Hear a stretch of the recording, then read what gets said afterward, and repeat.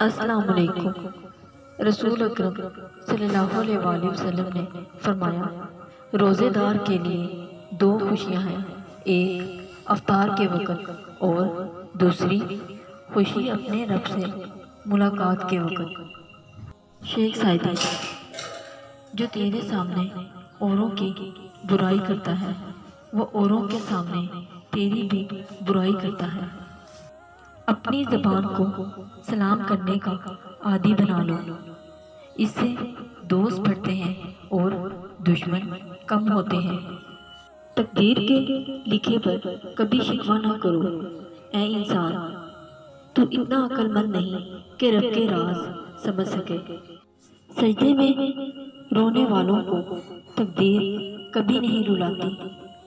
لوگ لاکھ کہیں کہ یہ ممکن نہیں، مگر میں نے اس کی کن سے تقدیریں بدلتی دیکھی ہیں۔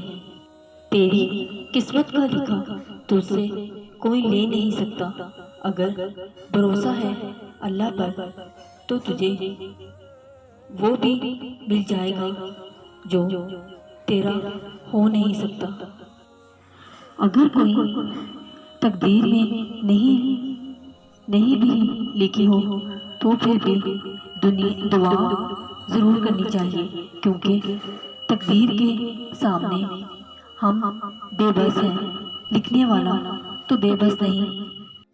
ایک آدمی سے کسی بزرگ سے پوچھا کہ جب ہماری قسمت سے پہلے لکھی ہوئی ہے تو ہمیں دعا مانگنے کی کیا ضرورت ہے؟ بزرگ نے جواب دیا، ہو سکتا ہے تیری قسمت میں یہی لکھا ہو کہ جب تو مانگے گا تو تجھے ملے گا۔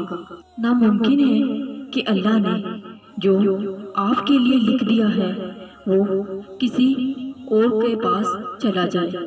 پھر مطمئن ہو جاؤ، اپنے دل حسد سے اور نفرت کو باہر نکال پھینکیں اور صاف دل اور صاف نیت کے ساتھ جینا سیکھیں۔